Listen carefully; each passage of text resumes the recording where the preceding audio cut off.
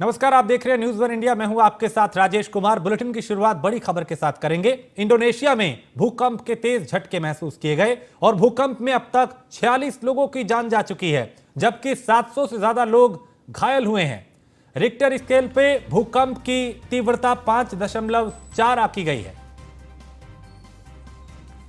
तो भूकंप से अब तक 46 लोगों की जान जा चुकी है, जबकि करीब 700 लोग घायल हुए हैं। और इस भूकंप ने इंडोनेशिया में तबाही मचाई है। रिक्टर स्केल पर भूकंप की तीव्रता 5.4 आंकी गई। इंडोनेशिया में भूकंप के तेज झटके महसूस किए गए और वहां बड़ा नुकसान हुआ है। अब तक बताया जा रहा है 46 लोगों की मौत हुई, जबकि 700 से ज्यादा लोग जख्मी हुए, घायल हुए और यह संख्या अभी और बढ़ने की आशंका जताई जा रही है। रिक्टर स्केल पे भूकंप की तीव्रता 5.4 आंकी गई है। तो इंडोनेशिया में भूकंप के झटकों से पूरा देश दहल गया और कल देश के अलग अलग राज्यों में 45 जगहों पे रोजगार मेले का आयोजन होगा। 71,000 लाभार्थियों को नियुक्ति पत्र सौंपे जाएंगे और प्रधानमंत्री नरेंद्र मोदी नियुक्ति पत्र यहां पे सौंपेंगे। और चूंकि उनकी कोशिश ये रही है कि कैसे युवाओं को सशक्त किया जाए, कैसे रोजगार के अवसर उपलब्ध कराए जाएं, कैसे युवाओं को रोजगार उपलब्ध किया जाए, तो कल देश के अलग अलग राज्यों से 45 स्थानों पर रोजगार मेले का आयोजन होगा और 71,000 लाभार्थियों को नियुक्ति पत्र सौंपे जाएंगे। तो प्रधानमंत्री नरेंद्र मोदी नवनियुक्त भारतीयों को नियुक्ति पत्र सौंपेंगे और कल देश के अलग अलग राज्यों में ऐसी 45 जगह है जहां पे रोजगार मेले का आयोजन होने जा रहा है। इसमें 71,000 लाभार्थियों को नियुक्ति पत्र दिए जाएंगे और पीएम मोदी ये नियुक्ति पत्र सौंपेंगे, क्योंकि युवाओं को लेकर सरकार का खास ध्यान रहा है कि कैसे उन्हें सशक्त बनाया जाए, कैसे उनको रोजगार के अवसर उपलब्ध कराए जाएं, कैसे उनके अंदर स्किल डेवलप किए जाएं।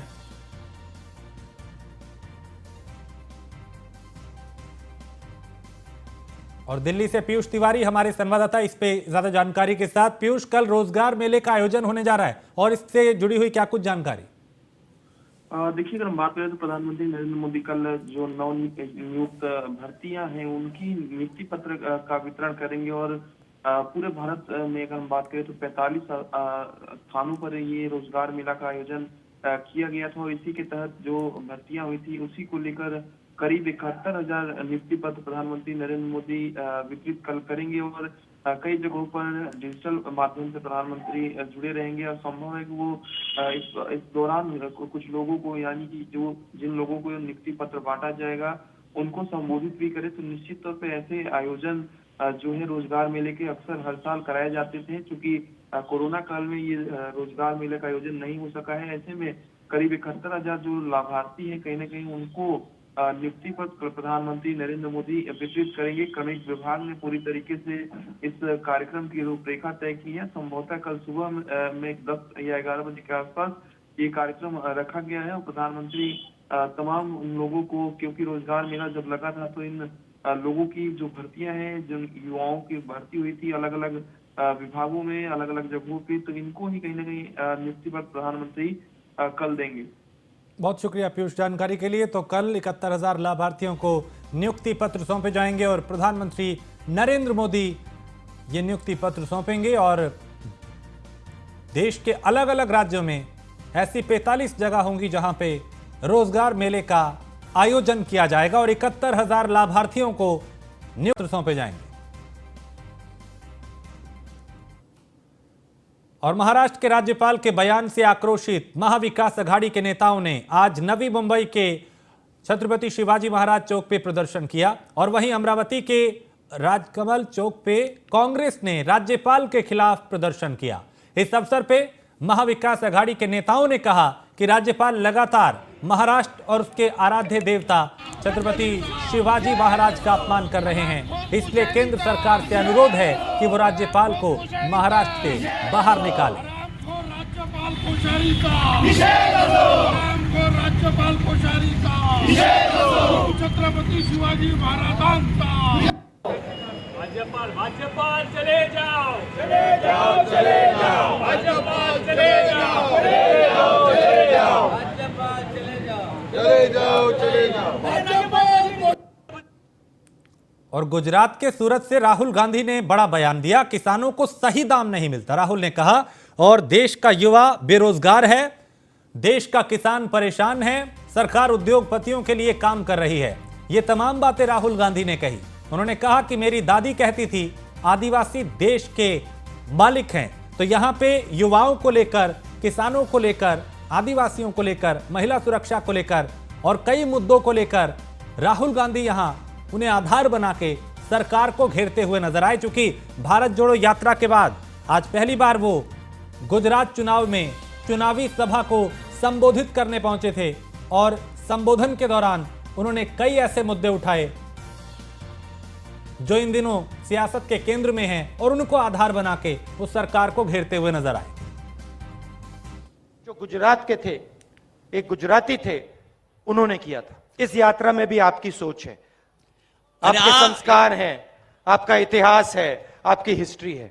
यात्रा में खुशी हो रही है मगर दुख भी है। भाई और बहनों, दुख किसानों से बात कर कर होता है, युवाओं से बात कर कर होता है, आदिवासियों से मिलकर होता है। किसानों को सही दाम नहीं मिलता, बीमा का पैसा नहीं मिलता, कर्जा नहीं माफ होता, युवा बेरोजगार हैं, उनके सपने टूटते जा रहे हैं। आदिवासी मतलब जो सबसे पहले